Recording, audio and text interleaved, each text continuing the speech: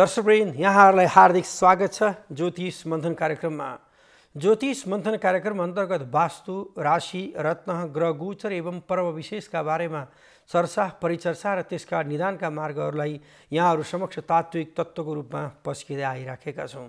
महानुभावहरू, मैले गएको श्रृङ्खलामा यहाँहरूलाई रत्नशास्त्र के हो, रत्नशास्त्र कसरी प्रयोगमा लिएर आउनुपर्ने हुन्छ र अनि रत्न प्रयोग गर्दाको पक्षहरूमा कसरी शान्ति, समृद्धि, उन्नति, प्रगतिको वातावरण रहन्छ भन्ने विषयको बारेमा चर्चा गरेको थिएँ भने म आजको श्रृङ्खलामा रत्न कहाँ पाइन्छ, कस्तो प्रकृतिको हुन्छ, कुन रत्नको कारणले गर्दाखेरि ग्रहका सकारात्मक पक्ष र ग्रहका नकारात्मक पक्षहरूलाई कसरी त्यसको सदुपयोगता लिन सकिन्छ र रत्न कति प्रकारका हुन्छन् र यो आदिम सृष्टिकालदेखि नै रत्न के प्रचलनमा आयो र कसरी आयो, कसले लिएर आयो, किन लिएर आयो भन्ने विषयवस्तुको बारेमा आद्योपान्त म यहाँहरू समक्ष यसको बारेमा तत्त्व व्याख्या गर्न गइराखेको छु। महानुभावहरू, रत्न सत्य, त्रेता, द्वापर र कलियुगको क्रम सँगसँगै धातुहरूको प्रयोग भने मानव मात्रको लागि हुँदै आइराखेको अवस्थाहरू देखिन्छ, जुन कि यहाँहरूलाई सर्वविदित छ। स्वयं भूतभावन भोले बाबा सामसदा शिवजीले रत्नजडित गरगहनाको कारणले गर्दा सृष्टि, स्थिति र प्रलयको क्रमलाई साथमा लिन सक्नुभयो।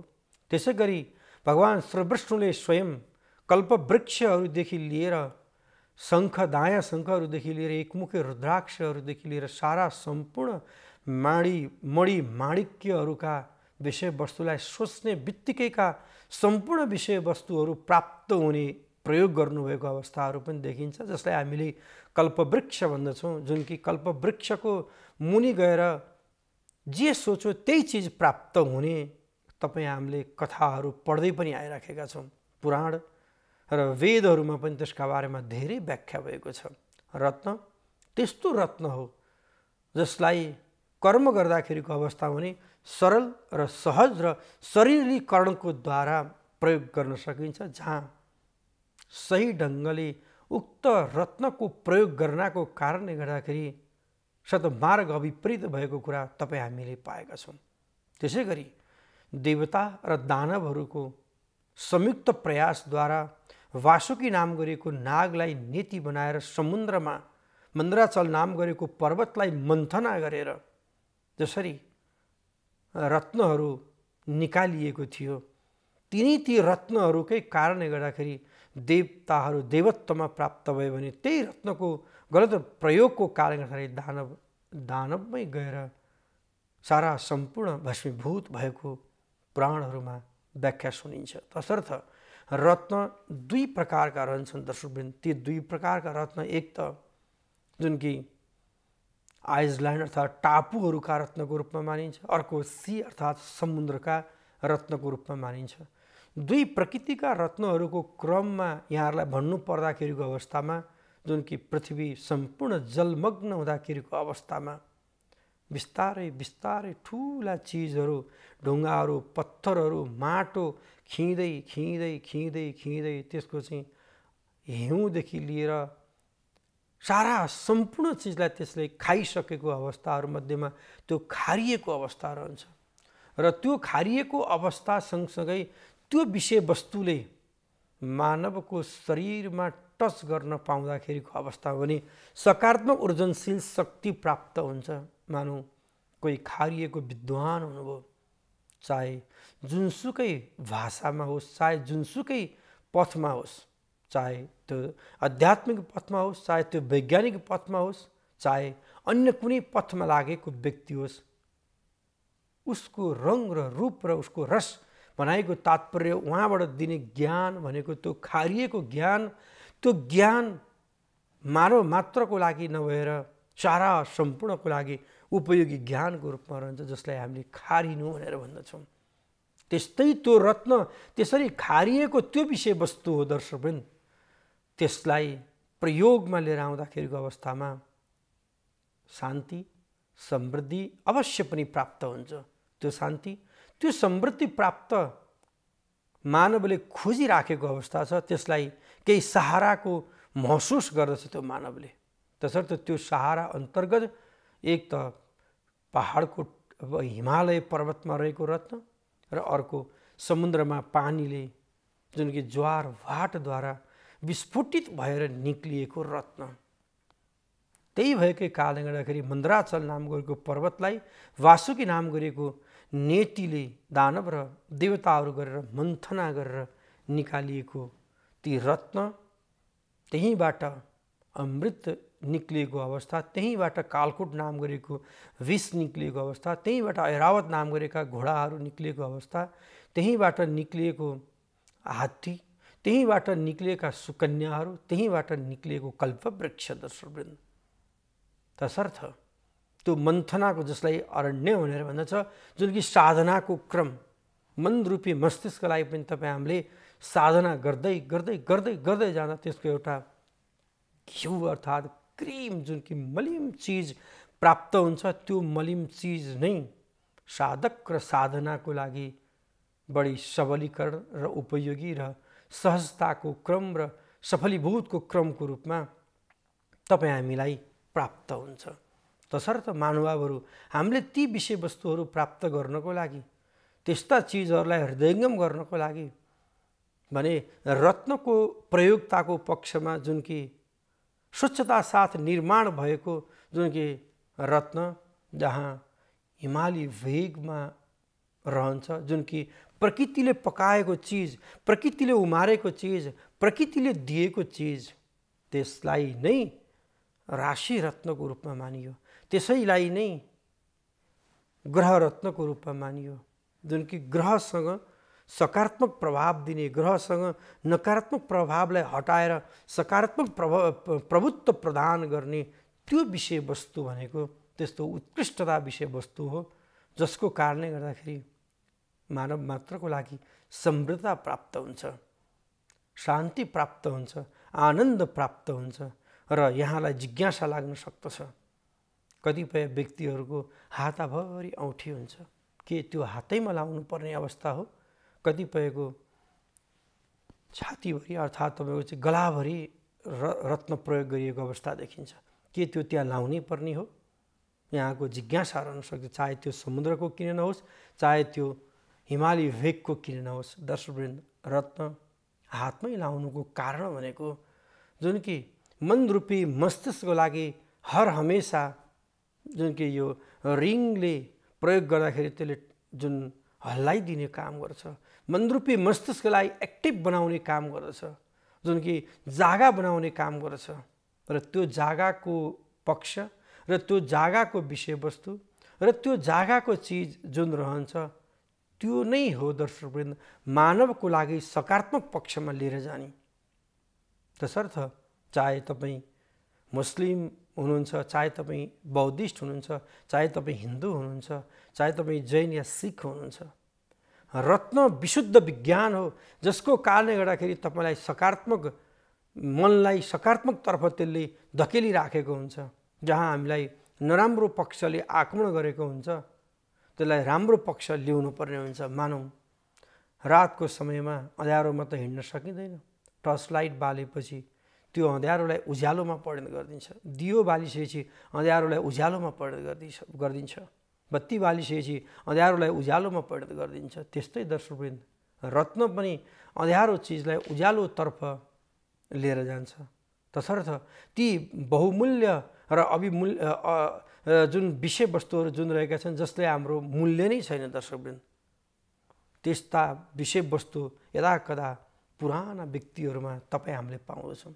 त्यही विषयलाई लिएर आएर पनि घरमा राख्नाले समृद्धि शान्ति रहन्छ भने नेपाल सरकारले त्यस्ता बहुमूल्य चिजहरूलाई बिक्री वितरणमा रोक पनि लगाएको छ र त्यो रोक गर्नु आवश्यकता पनि छ दर्शकवृन्द। किन भन्नुहुन्छ भने हाम्रा आफ्ना त्यस्ता जुन कि जसको मूल्य नभएको विषयवस्तु जुन रहन्छ, त्यो विषयवस्तुहरूलाई तपाईँ हामीले प्रयोग गर्दाखेरि हो समृद्धिता, शान्ति, अमन चयन, मान सम्मान अवश्य पनि प्राप्त हुन्छ। त्यो मान सम्मान प्राप्त हुनको लागि, त्यो विषयवस्तुहरू पाउनको लागि, त्यस्ता कर्महरूबाट निवृत्ति भएर काम कमाई र उन्नतिहरूमा अगाडि बढ्नको लागि, आर्थिक समृद्धि, आर्थिक प्रगति र आर्थिक उपार्जनहरूका मार्गहरूलाई प्रशस्त रूपमा अभिमुखी गर्नको लागि, पारिवारिक र दाम्पत्य जीवनका सुख शान्ति समृद्धि प्राप्त गर्नको लागि रत्नको ठुलो भूमिका रहन्छ। तसर्थ त्यो ठुलो भूमिका रहने भएको कारणले गर्दाखेरि दर्शकवृन्द रत्नशास्त्र त्यस्तो शास्त्र हो, स्वयं भूतबावन भोले बाबा साम्ब सदा शिवजीकै बीजद्वारा विकसित भएको रत्न रहेको कारणले गर्दाखेरि रत्न प्रयोग गर्दाखेरि उचित ज्योतिषको सल्लाह लिएर उचित रत्नलाई यदि तपाईँ आफूले प्रयोग गर्नुभएको खण्डमा जीवनलाई जीवन जस्तै सार्थक बनाउँदछ। दर्शकवृन्द यदि जीवनलाई जीवन जस्तै सार्थक बनाउनु छ तपाईँ हामीले भने यस्ता विषयवस्तुहरू प्रयोग गर्नुपर्ने हुन्छ। सम्पूर्ण तपाईँ हामीसँग निहित भएको अवस्था छ, सबै चिज तपाईँ हामीले पाइराखेकै अवस्था छ। तर पाउँदैको अवस्थामा पनि कहिलेकाहीँ जुन कामको लागि अगाडि बढ्दै जाँदा सफल नभइराखेको अवस्था रहन्छ मानवहरू, त्यो सफल नहुनुमा कुण्डली अन्तर्गत जन्मदाको साइतमा केही अप्ठ्यारा पक्षहरू अवश्य पनि रहन सक्छन्। ती अप्ठ्यारा पक्षहरूलाई तपाईँ हामीले हृदयङ्गम गर्दै, ती अप्ठ्यारा पक्षहरूलाई विचार गर्दै, ती अप्ठ्यारा पक्षहरूलाई सरलीकरण र सहजीकरण गर्नको लागि अवश्य पनि दर्शकवृन्द ज्योतिषशास्त्र तपाईँको सेतु बन्न सक्नेछ। ज्योतिषशास्त्र त्यसमा पनि दर्शकवृन्द ग्रहको रत्न अझै बढी सेतु बन्न सक्नेछ। रत्न त्यस्तो रत्न हो जसले जीवनयापनको क्रममा सृष्टिको आदिमकालदेखि नै मानवलाई सेवा गर्दै आइराखेको छ। ग्रहको अप्ठ्यारा परिस्थिति र अप्ठ्यारो वातावरणबाट सरल गरेर अगाडि बढ्नको लागि ती विषयवस्तुहरू प्राप्त गराउने रत्न तपाईँ हामी समक्ष व्यापक रूपमा रहेको छ, तर हामीले चिन्न सकेका छैनौँ, तर तपाईँ हामीले बुझ्न सकेका छैनौँ, तर तपाईँ हामीले मनन गर्न सकेका छैनौँ। र नेपाल सरकारको तर्फबाट पनि त्यस्ता अब मूल्यवान चिजहरूको लागि उत्खनन गरेर सरकारी पहलद्वारा जुन कि राष्ट्रका चिजहरूलाई सञ्चित गरेर राख्न सकेको खण्डमा राष्ट्र धनी भएर जान्छ, राष्ट्र गौरवान्वित हुन्छ। दर्शकवृन्द विकसित देशहरूमा मानवहरूले आफूले कमाइसकेपछि सरकारले पनि ढुकुटी भर्नको लागि ती रत्नहरूको प्रयोग लिएर आउँदछ, धातुहरूको प्रयोगमा लिएर आउँछ। बिना सुन नोटहरू छापिँदैनन्। सुन र नोटको मूल्य बराबर हुनु विनिमयको नियम रहेको छ। त्यो नियम सँगसँगै धातु पनि दर्शकवृन्द रत्न पनि त्यस्तो विषयवस्तु हो जुन कि एक त सिङ्गल महानुभावहरूको लागि मात्र नभएर यो राष्ट्रको आफ्नो गहनाको रूपमा रहेको छ। तसर्थ नेपाल त्यस्तो भूमि हो, रत्नैले जडित भएको भूमि हो। तर त्यो जडित भूमिलाई उत्खनन गरेर ती विषयवस्तुलाई प्रयोग नगरेको खण्डमा कसरी त्यसलाई हामीले हो भन्न सक्दछौँ र? तसर्थ मानवता मानव हो, मानवमा विभिन्न प्रकारका सिपहरू लिएर पैदा भएको छ। त्यो सिपलाई सही तरिकाले सदुपयोग गर्नको लागि शिक्षाको आवश्यकता रहन्छ, दीक्षाको आवश्यकता रहन्छ, कर्मको आवश्यकता रहन्छ। बिना कर्म ऊ कहिले पनि सफल हुन सक्दैन। बिना कर्म ऊ कहिले पनि आफ्नो कार्यमा अभिप्रेत भएर लाग्न सक्दैन। तसर्थ आफ्नो कार्यमा अभिप्रेत हुनको लागि, आफ्नो कार्यमा सफल हुनको लागि र आफ्नो कार्यको उन्नति प्रगतिको वातावरणहरूलाई सफलतातर्फ दिनको लागि, आर्थिक उन्नति प्रगति समृद्धिहरूमा साथ सफलता र वातावरणहरूमा सहज बन्नको लागि, अर्थात् गरेका कामहरूबाट भने साथ र सक्सेस हुनको लागि दर्शकवृन्द यी विषयवस्तुहरू भने आवश्यकताको पक्ष र परिस्थितिहरूमा भने अवश्य पनि रहन्छ।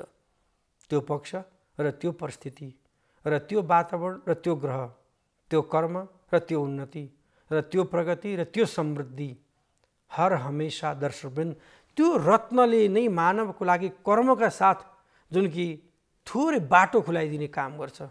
कर्म भने तपाईँको आवश्यकताको विषय रहन्छ। बिना कर्म नहि सिंहैष सुप्तैष प्रविशन्ति मुखे मृगः भनेर भनिन्छ। मृग सुती अगरि बाघ सुतिराख्यो भने पनि मृग मुखमा गएर पर्दैन। तसर्थ बाघले कर्म गर्नु आवश्यकता छ त्यो मृग मार्नको लागि, मृगचर्म खानको लागि, अर्थात् आफ्नो तृष्णा मेटाउनको लागि, आफ्नो भोक र प्यासलाई मेटाउनको लागि कर्म गर्नु आवश्यकता छ। बिना कर्म कहिले पनि दर्शकवृन्द खोलामा बालुवाको पुल निर्माण हुन सक्दैन। तसर्थ पुल निर्माण गर्ने छ भने त्यही अनुसारको कर्म गर्नुपर्ने हुन्छ। त्यही अनुसारको कार्यहरूलाई यदि अगाडि बढाउन सक्नुभयो भने पक्कै पनि साथ, सफलता, उन्नति, समृद्धि र सोचेको काम र कमाइहरूबाट भने सफलता अवश्य पनि प्राप्त हुन्छ। त्यो सफलता प्राप्त हुनको लागि दर्शकबिन तपाईँ हामीले कर्म प्रधान मान्नुपर्छ। त्यो कर्म प्रधान हुनकै लागि रत्नले भने कार्यलाई अग्रसर तालेर जान्छ। त्यो रत्न पूर्वकालदेखि चल्दै आएको रत्न सकारात्मक ऊर्जनशीललाई एउटा तपाईँले घरमै राखिदिनु भएको खण्डमा पनि त्यसले त्यहाँको सकारात्मक ऊर्जा शक्तिलाई अगाडि बढाउँदछ। तपाईँ मन्दिर जानुहुन्छ, मन्दिरमा मन स्थिरताको महसुस हुन्छ। किन? त्यहाँ सकारात्मक ऊर्जा शक्ति प्राप्त भएको छ। तपाईँ त्यतिमै नराम्रो स्थानमा, मसानमा, घाटमा जानुहुन्छ, त्यहाँ किन? नकारात्मक ऊर्जा शक्तिको बास रहेको छ। त्यो बास सँगसँगै नराम्रो शक्तिले राम्रो शक्तिलाई समात्न खोज्दछ। जसरी दिनले रातलाई र रातले दिनलाई पछ्याउन खोजिरहन्छ, तर पछ्याउने अवस्था भने छैन। दर्शकबिन घुमिराखेको छ यो चक्र।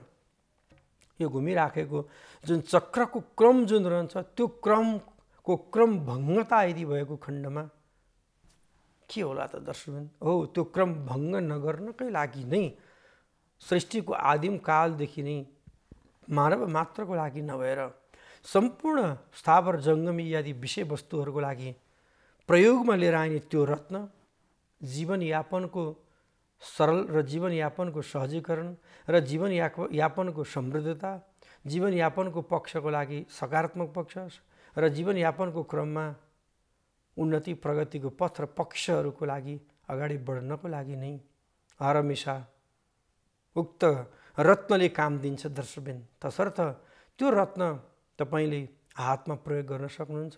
उक्त रत्नलाई तपाईँले गलामा पनि धारण गर्न सक्नुहुन्छ। तर रत्न प्रयोग गर्दा ख्याल गर्नुपर्ने विषय भनेको यदि धेरै वेटी भयो, धेरै भारी भयो, या केही थोरै हदसम्ममा परिमाणमा केही कम भयो भने धेरैले धेरै नै व्यापकता दुःख दिन सक्छ, तर थोरैले फेरि कार्यमा भने बाधक बनाइदिन सक्दछ। तर त्यो शरीर अनुसार, ठाउँ अनुसार, हावापानी अनुसार र तपाईँको शरीरको किलो वेट अनुसारको रत्नलाई धारण गर्नुपर्छ। तपाईँले अक्सर गरेर 5 देखि लिएर 8 क्यारेटसम्मका रत्नहरू मानव मात्रको लागि प्रयोग गर्ने प्रचलनहरू भने रहेको छ। तसर्थ त्यो प्रचलन अन्तर्गत कतिपय मानवहरूले धेरै ठुलो लगाउँदाखेरि पनि त्यसले उल्टो रियाक्सन गर्दछ। र त्यो विषय भनेको तपाईँ हामीले मनन गरेर मात्रै सम्बन्धित व्यक्तिसँग, सम्बन्धित बार र सम्बन्धित विषयवस्तुहरूसँग सम्बन्धित रहेर प्राण प्रतिष्ठाद्वारा धारणा गरेर मात्रै धारणा गर्न सकिन्छ। तसर्थ आजको विश्व व्यापार र विश्व बजारीकरणको अवस्थामा दर्शकवृन्द तपाईँ हामीले बुझ्दै जाँदाखेरि रत्नका धेरै रूपहरू निक्लिन थालेका छन्। देखाइमा उस्तै जस्तो लाग्छ, तर कार्यको पक्षमा भने पेटिक्कै कामहरू नगर्ने खालको अत्यन्तै तपाईँको चाहिँ भनौँ न सिसाद्वारा निर्मित भएको या मान्छेहरूले जुन कि आफ्नो कुकर्मको कार्यहरू गरेको अवस्थाहरू देखिन्छ। त्यसलाई तपाईँ हामी जस्तो बुझेका मान्छेहरूले रोक्नु पनि आवश्यकताको विषय पनि रहेको छ। देख्दा उस्तै हुन्छ, तर प्रयोगमा ल्याउँदा न काम गर्छ र त्यसको न आयु नै रहन्छ। एक त शास्त्रमाथि नै, ज्योतिषशास्त्रमाथि नै एउटा औँलो उठाउने अवस्थाहरू रहन सक्छ। किन? यो विषय धारणा गर्नाले कार्यलाई अग्रगामी निकास दिन्छ भनेर जसले वचन दिएको हुन्छ, त्यो कार्य नगर्दाखेरिको अवस्थामा त वचन खेर जान्छ दर्शकवृन्द। उता पैसाको बर्बादीकरण, उता बोलीको बर्बादीकरण र उता शास्त्रहरूमा पनि औँलो उठाउने विषयहरू रहेको हुनाले तपाईँ हामीले रत्न किन्दा, रत्न बेच्दा, रत्नलाई धारणा गर्दा अर्थात् रत्नलाई सिफारिस गर्दाखेरि धेरै कुराहरूको विचार गरेर मात्रै गर्नुपर्ने हुन्छ। जब ती धेरै कुराहरूको विचार गरेर मात्रै यदि हामी प्रयोगमा ल्याउन सक्यौँ भने मात्रै हो दर्शकवृन्द। अन्यथा ग्रहको पक्ष र ग्रहको परिस्थिति र ग्रह गोचरहरूबाट भने समस्या उत्पन्न हुने भएको हुनाले त्यो समस्यालाई उत्पन्न नहोस् भन्नको लागि नक्कलीबाट तपाईँ हामी सावधान रहनुपर्छ। सक्कलीलाई मात्रै प्रयोग गर्नुपर्छ र त्यो सक्कली प्रयोग गरेपछि मात्रै कार्यको अनुभवता अर्थात् कार्यबाट हुने फाइदा अर्थात् त्यसमा गरेको कर्मबाट हुने सफलताको पक्ष अनि मात्रै महसुस हुन थाल्दछ। अन्यथा ती कर्महरू महसुस नहुन सक्दछन् र ती कर्महरू महसुस नहुँदाखेरिको परिस्थिति र वातावरण र अन्य विषयवस्तुहरूमा भने पक्कै पनि ती अप्ठ्यारा पक्ष र ती समस्याका पक्ष र ती तनावका पक्षहरू भने बनेर जान सक्छन्। ती बनेर जाने परिस्थिति र वातावरणहरूलाई भने ग्रहको पक्ष र ग्रहको गोचर र ग्रहको स्थितिहरूबाट भने सामञ्जस्यता कायम गर्नुपर्दछ। ती सामञ्जस्यता कायम गर्नको लागि एक त प्रकृति रूपी ग्रह र अर्को जस्तै तपाईँको पर्यावरण रूपी ग्रह, अर्को मानवद्वारा चाहिँ तपाईँको मानवलाई शान्ति समृद्धि दिने ग्रह र अनि साथसाथै जुन कि पृथ्वीबाट पर्ने प्रत्यक्ष प्रभावको रूप र अरू 9वटा ग्रहहरूबाट पर्ने र अरू ती पुञ्जहरूबाट पर्ने प्रभावका नराम्रा पक्षहरूलाई हटाउने अर्थात् ती नराम्रा पक्षहरूलाई लाइनमा ल्याउने, ती नराम्रा पक्षहरूलाई समृद्धता पक्ष ल्याउनको लागि जुन कि विशुद्ध विज्ञानको रूपमा प्रमाणित भएको रत्नलाई तपाईँ हामीले चाहे त्यो मोती किन नहोस्, चाहे त्यो किन माणिक्य किन नहोस्, पन्ना किन नहोस्, अनि साथसाथै त्यो तपाईँको पुष्पराज किन नहोस्, नीलम किन नहोस्, गोमेद किन नहोस्, वैदुर्य मणि किन नहोस्, त्यसलाई सही तरिकाले सही सदुपयोगको साथ सही औँलामा प्रयोग यदि गरेको खण्डमा दर्शकवृन्द तपाईँ हामीले पाउनुपर्ने सकारात्मक ऊर्जनशील शक्ति अवश्य पनि प्राप्त गर्न सक्छौँ। त्यो सकारात्मक ऊर्जनशील शक्ति प्राप्त गरिसकेपछिको अवस्था नै जीवनयापनको क्रममा सहजताको क्रम र सरलताको क्रम र आनन्दको क्रम र उन्नति प्रगतिको क्रमको पक्ष र परिस्थितिहरूलाई भने अवश्य पनि अगाडि बढाउन सक्दछौँ। त्यो भएको कारणले गर्दाखेरि रत्न त्यस्तो शास्त्र हो दर्शकवृन्द, प्राचीन शास्त्रको रूपमा मानिन्छ जुन कि अत्यन्तै सृष्टिको आदिम कालदेखि नै यो चल्दै आएको अवस्था पनि रहेको छ।